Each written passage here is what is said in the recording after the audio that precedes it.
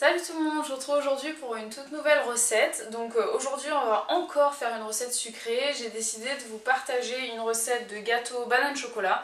Donc vous allez me dire que j'arrête pas de mettre de la banane dans toutes mes recettes, mais c'est vrai que j'aime beaucoup ça. Et banane chocolat, je trouve que c'est une alliance parfaite.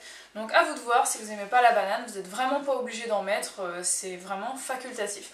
Donc pour cette recette, vous aurez besoin de 175 g de chocolat noir. Donc moi ça c'est du à 50% je crois, mais vous faites en fonction de ce que vous avez.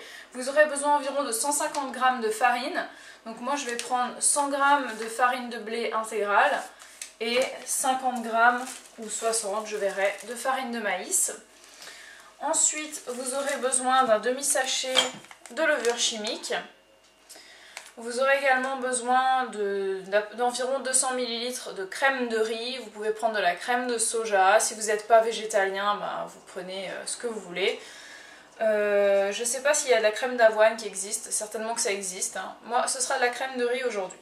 Vous aurez également besoin de sucre. Donc moi, je prends de la cassonade, toute basique. Vous faites avec ce que vous avez. Et bien évidemment, moi je rajouterai 3 jolies bananes. Voilà, bien mûres et enfin mûres quoi. Voilà, donc on va commencer tout de suite. Moi je vais faire fondre mon chocolat avec ma crème de riz. Donc faites pareil. Écrasez vos bananes à la fourchette et on se retrouve pour la suite.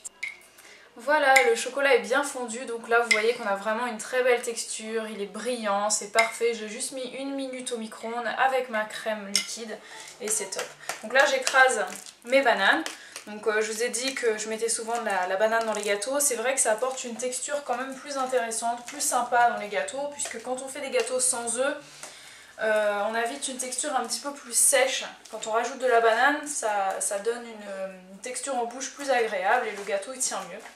De la même manière que j'utilise de la farine de blé ici, j'utilise pas que ça mais j'en utilise aussi, donc c'est pas une recette qui est 100% sans gluten malheureusement, mais c'est vrai que je trouve que c'est difficile d'avoir une bonne texture de pâte à gâteau, que ce soit des crêpes ou n'importe quel gâteau quand on n'a pas de gluten, puisque le gluten permet quand même d'avoir une texture plus élastique et du coup le gâteau tient mieux. Quand il n'y a pas de gluten il est vite un peu sec et cassant, donc voilà.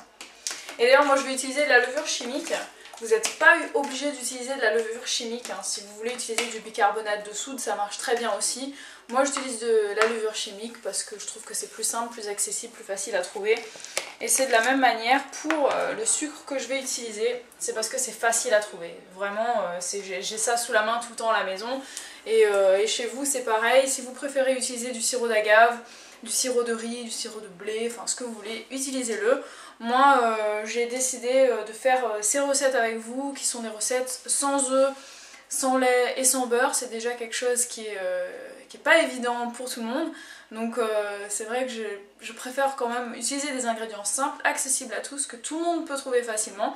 Après c'est à vous de choisir des variantes tout simplement pour que ça puisse mieux vous convenir, mais voilà, j'utilise des produits simples. Des fois on trouve des recettes végétaliennes sur internet avec des noms d'ingrédients qu'on n'a jamais vus nulle part, donc ça peut refroidir, on n'a pas envie d'essayer puisque ce sont des ingrédients qui coûtent cher, on ne sait pas où les acheter. Ici on fait des recettes avec des choses que tout le monde peut trouver dans son supermarché, dans son frigo, et voilà. Donc on continue la recette. On va pouvoir maintenant prendre un petit fouet, je vais mettre ma fourchette dans le vide. Oh, j'ai plus de batterie! J'ai plus de batterie, je vais prendre un mesureur. Donc on va mettre 100 g de sucre dans nos bananes. Donc vous pouvez en mettre que 75 g, ça dépend de la maturité de vos bananes. Plus les bananes sont mûres, moins c'est la peine de sucrer. Donc je vais mettre 100 g parce qu'elles n'étaient pas tout à fait mûres.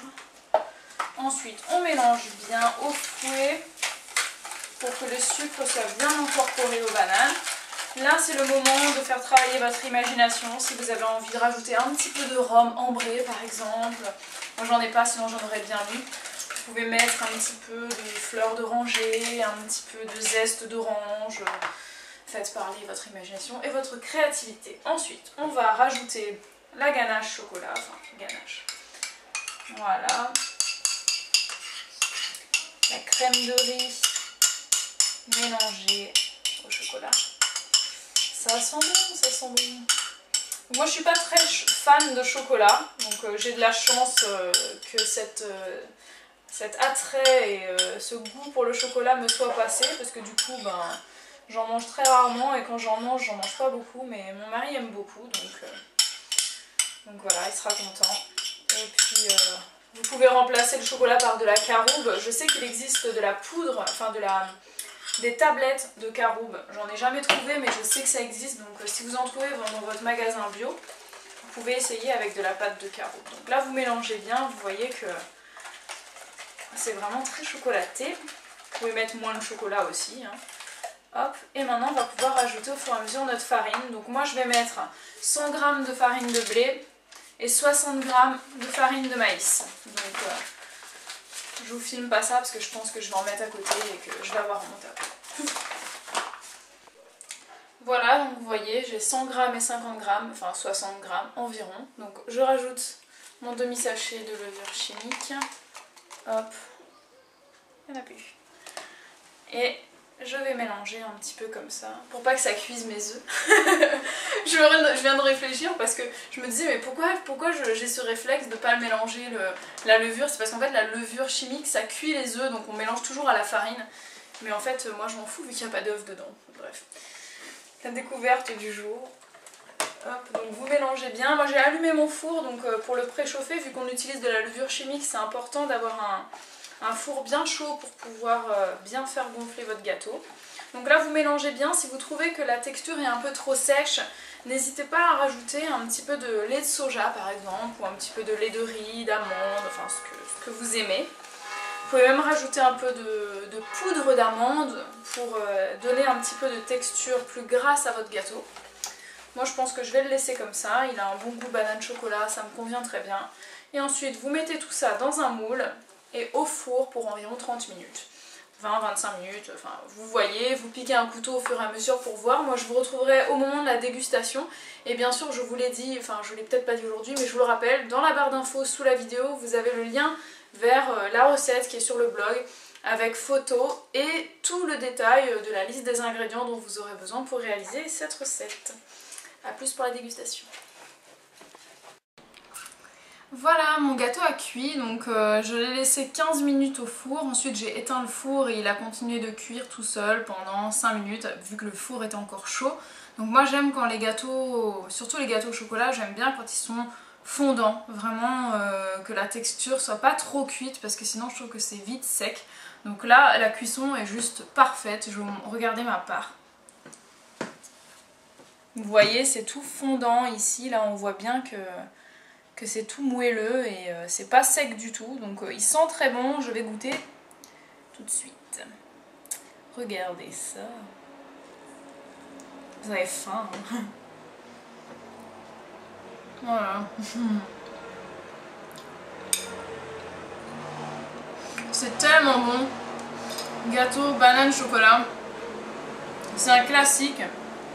Et pourtant, on s'en lasse pas quoi. Et n'oubliez jamais que des fois, et même la plupart du temps, les recettes les plus simples sont les meilleures. Les recettes les plus classiques sont les meilleures, puisque sinon elles seraient pas classiques quoi. Voilà, donc à faire et à refaire pour le goûter, pour après le sport, pour vos enfants. Vous m'en direz des nouvelles. Donc laissez-moi un petit commentaire pour me dire si vous l'avez essayé cette recette et ce que vous en avez pensé. Mettez-moi un petit pouce vert si vous avez aimé la recette et n'hésitez pas à me dire si vous avez envie que je vous partage des recettes en particulier. Voilà. Ceux qui me suivent sur Instagram surtout, puisque je partage souvent des repas que je mange, donc ce sont des recettes que je fais à la va-vite. S'il y a des choses qui vous font envie, dites-le moi, comme ça vous verrez ça bientôt sur la chaîne. Je vous fais des très gros bisous et je vous retrouve mercredi prochain pour une toute nouvelle recette.